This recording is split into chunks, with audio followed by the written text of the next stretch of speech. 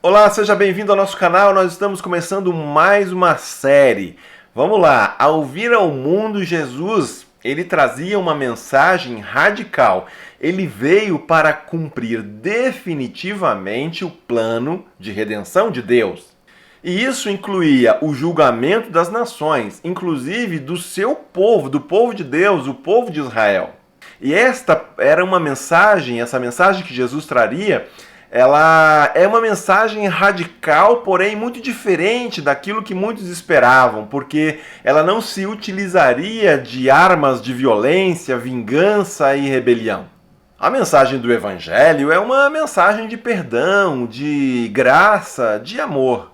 E para transmitir esta mensagem, Jesus ele se utilizou da história, de símbolos e até de milagres. Sim, as curas realizadas por Jesus, elas não eram apenas uma demonstração de poder, elas não consistiam simplesmente de algo para chamar a atenção das pessoas e que ficasse por isso mesmo. Nas palavras do teólogo N.T. Wright, Jesus ele não via suas curas simplesmente como uma espécie de pronto-socorro itinerante pré-moderno. Então nós perguntamos, o que eram então os milagres de Jesus?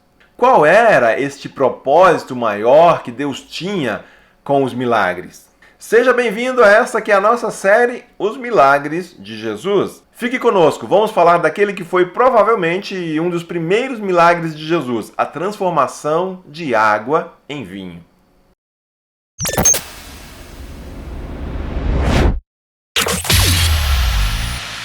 Vamos lá, com este vídeo nós estamos iniciando mais uma série em nosso canal, a série Os Milagres de Jesus. A ideia aqui é nós comentarmos alguns dos principais milagres realizados por Jesus Cristo e que se encontram registrados nos Evangelhos, os 4 primeiros livros do Novo Testamento. Existe uma frase que é atribuída a Albert Einstein, em que ele teria dito que só há 2 maneiras de viver a vida. Uma delas é vivê-la como se os milagres não existissem. A segunda maneira seria vivê-la como se tudo fosse um milagre. Para mim, tudo é milagre. Eu acredito que é assim para todo aquele que crê em Deus. Afinal, a existência nada mais é do que um grande milagre. Ao lermos os evangelhos, porém, nós encontraremos algumas manifestações que são simplesmente espetaculares e que deixava as multidões ouriçadas. Um certo Galileu, andarilho, ganhava fama por realizar coisas extraordinárias, transformava a água em vinho, curava pessoas, expulsava demônios, andava sobre as águas, acalmava tempestades e até ressuscitava mortos.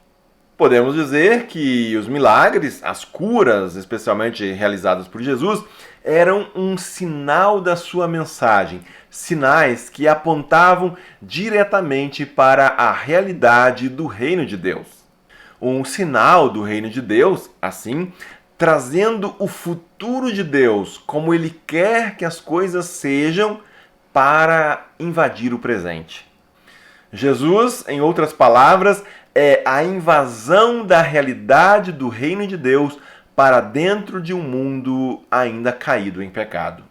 Vamos começar esta série com aquele que é talvez o primeiro ou um dos primeiros milagres de Jesus. Certamente é um dos primeiros registrados ali na Bíblia, no Novo Testamento, que é a transformação da água em vinho. O texto que narra este acontecimento, nós lemos em João, Evangelho de João, capítulo 2, os versos 1 a 11.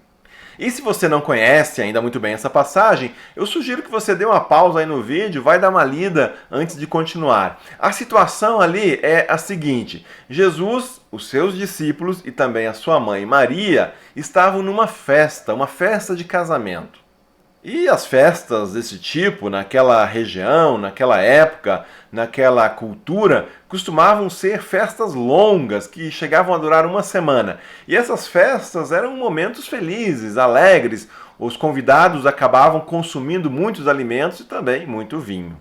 Chegou lá uma certa altura da festa que Maria, a mãe de Jesus, ela estava percebendo que o vinho estava acabando. Porém, a festa ainda não estava no fim. O que ela fez? Maria foi então relatar o problema para a pessoa mais próxima a ela, que ela mais conhecia, que ela tinha maior intimidade, que era o seu filho, Jesus. A primeira reação de Jesus pareceu ser a de alguém que não estava muito interessado no problema. No entanto, ele toma uma atitude logo em seguida. Vejamos como foi. Ali perto havia 6 potes de pedra, do tipo usado pelos judeus para as purificações cerimoniais. Em cada pote cabia entre 80 a 120 litros. Disse Jesus aos serviçais: encham os potes com água. E encheram até a borda. Então lhes disse: agora levem um pouco do vinho ao encarregado da festa. Eles assim o fizeram, e o encarregado da festa provou a água que fora transformada em vinho, sem saber de onde este viera, embora o soubessem os serviçais que haviam tirado a água. Então chamou o noivo e disse: ora, todos servem primeiro o melhor vinho, e depois que os convidados já beberam bastante, o vinho inferior é servido, mas você guardou o melhor até agora. Este sinal miraculoso, em Caná da Galileia, foi o primeiro que Jesus realizou. Revelou assim a sua glória e os seus discípulos creram nele. Seu texto, então, parte aí da narrativa que nós lemos em João 2, 6 a 11. É interessante notar, algumas coisas aqui. Uma delas, a primeira delas, é que Jesus ele não coloca a mão em nada.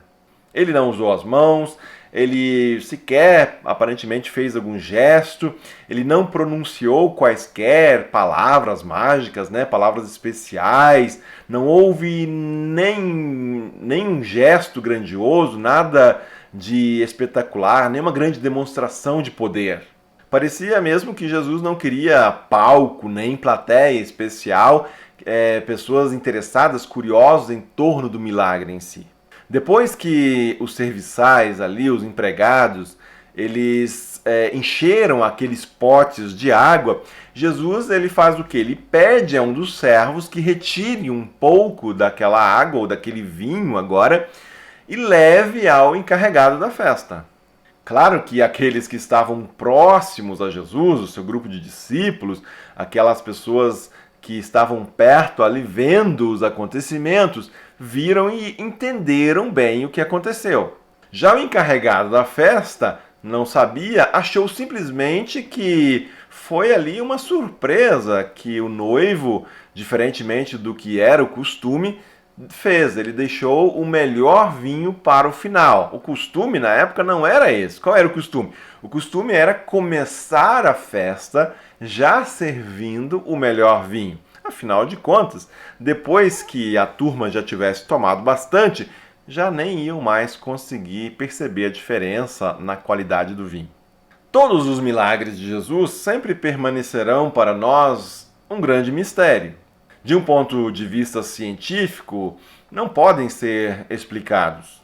E por isso são também chamados, então, milagres. Eles desafiam a realidade em vários aspectos. Por exemplo, aqui, um dos fatores que nós poderíamos destacar é a questão do tempo. Quem entende um pouquinho de vinho sabe que para produzir essa bebida, especialmente se for um vinho de qualidade, o tempo é fundamental.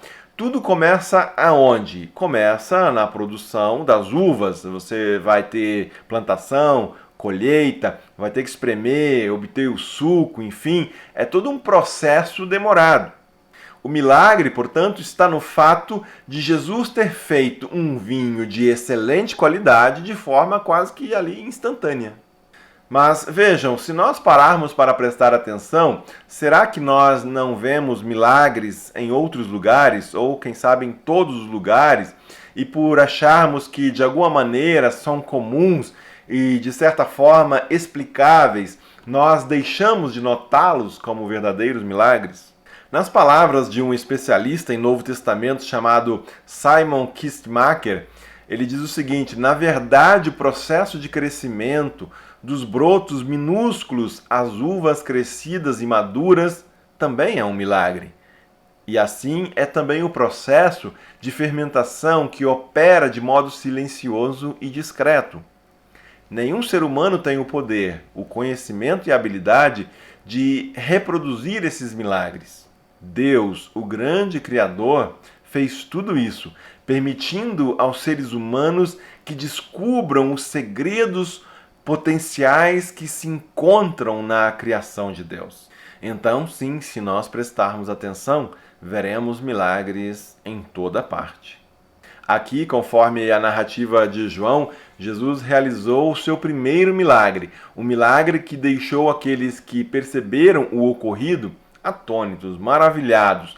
Como todos os milagres de Jesus, o propósito maior consistia em demonstrar a sua glória, a glória de Jesus, a chegada do reino de Deus que invadia a história.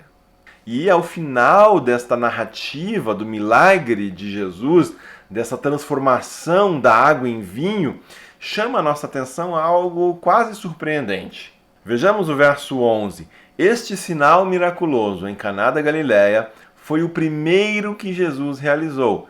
Revelou assim a sua glória e os seus discípulos creram nele. Vejam que quem está escrevendo aqui, no caso João, o foco dele também não é colocado no feito, no milagre em si ou na reação geral das pessoas. Fica claro que a razão, o propósito do milagre era revelar a glória de Deus. Porém, tem algo mais que acontece aí. Não apenas água foi transformada em vinho, mas discípulos, aprendizes comuns foram transformados em crentes, pessoas que passam a crer em Jesus Cristo. E os discípulos creram nele. É assim que está no texto. Nós sabemos que até nos dias de hoje, o foco de um casamento costuma estar aonde? Nos noivos, em especial na noiva, né? E vejam que neste relato aqui, nada nos é dito em termos de detalhes a respeito dos noivos. O foco, a preocupação de João está em narrar o evento Jesus. Deus enviou Jesus para estar no mundo, para trazer o reino de Deus. As pessoas agora podiam, por meio de Jesus, testemunhar isso, que o reino de Deus chegou. Há, portanto, também aqui um forte simbolismo. Jesus, ele é frequentemente comparado com o noivo, sendo a igreja a noiva. Jesus mesmo conta parábolas de grandes festas, de banquetes da noiva que aguarda a chegada do noivo. Deus está agindo no mundo e ele nunca deixou de fazê-lo. A vinda de Jesus é a vitória definitiva contra o reino das trevas. É o triunfo do reino de Deus. E os sinais já estão em toda parte. Nossa intenção aqui com este vídeo, com essa série, não consiste em explicar o milagre, mas reconhecer o poder e o amor de Jesus que vem trazer o reino de Deus.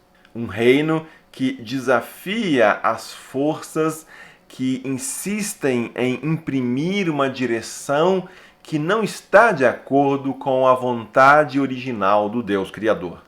E certamente o meu esforço será de deixar isso ainda mais claro nos próximos vídeos desta série. Nós podemos visitar uma boa vinícola e acompanhar todo o processo de fabricação do vinho. Podemos sentir os cheiros, podemos nos deslumbrar com as cores, degustar, sentir o sabor. E ainda assim deixarmos de perceber aquele que está por trás do grande milagre. Muitos convidados ali naquela festa de casamento tomaram aquele vinho de excelente qualidade sem que fizessem a mínima ideia do que realmente havia acontecido. Você já imaginou fazer parte da festa, saborear aquele vinho espetacular e não conseguir discernir sua qualidade, a sua origem, não saber a quem agradecer por uma bebida tão fina, tão excelente? Assim, muitos de nós passam pela vida sem saber que há um ilustre convidado entre nós, alguém provendo coisas maravilhosas, com milagres espetaculares o tempo todo. Quando muito, damos o crédito ao noivo errado.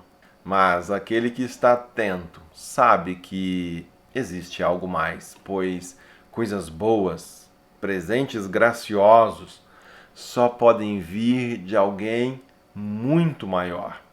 Um Senhor bondoso, super, total, poderoso, que cuida de tudo, permitindo milagres diários na existência. Assim, além de desfrutarmos dos maravilhosos milagres de Deus, desfrutemos também da maravilhosa presença de Jesus na festa da vida. Que Deus abençoe você e seja você uma bênção.